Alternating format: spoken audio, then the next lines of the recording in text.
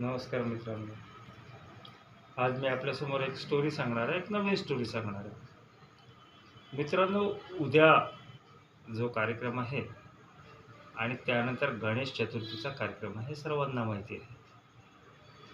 परंतु गणेश चतुर्थीचा पहिला उत्सव ज्यावेळेस झाला, त्यावेळेस त्रिकालदर्शी देव म्हणजे ब्रह्मा, विष्णू, महेश या सर्वांना आधीच माहीत होते की उद्या गणेश चतुर्थी होणार आहे, गणेशजींचा जन्म उद्या होणार आहे. त्यामुळे त्यांनी त्या काळात एक दिवसा आधीच कार्यक्रम तयार केला. त्या कार्यक्रमात सगळे देव आले होते. सगळे देव म्हणजे ब्रह्मा, विष्णू, महेश, त्यांच्या 3 पत्न्या, म्हणजे हे 6 लोक.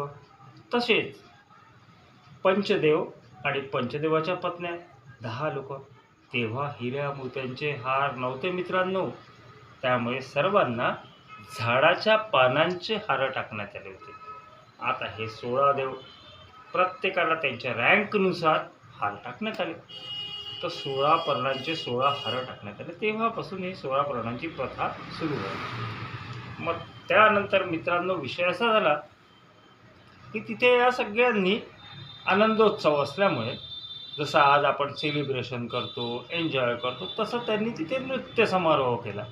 त्या नृत्य समारोहात सर्व देवांनी, सर्व देवींनी नृत्याचा परिभार आपल्या खांद्यावर घेतला आणि नृत्य करायला लागल्या. सर्वांनी नृत्य केले. परंतु ज्या वेळेस सर्वात शेवटी पार्वतीने नृत्य केलं, त्यावेळेस साक्षात श्री हरी विष्णू यांनी उठून टाळ्या वाजवल्या.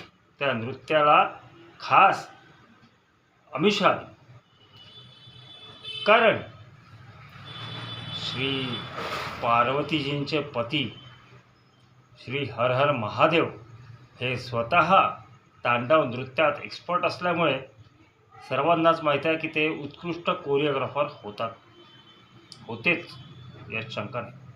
त्यामुळे पार्वतीचं नृत्य छान झालं. पण पार्वतीच्या नृत्यावर साक्षात हरी ताली का वाजवत आहे, हे सगळ्यांना कन्फ्युजनचा विषय होता.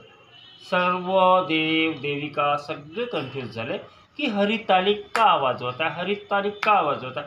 परंतु कोणाची हिंमत किंवा शक्ती होतीच नाही की हा प्रश्न कोणाला विचारावा.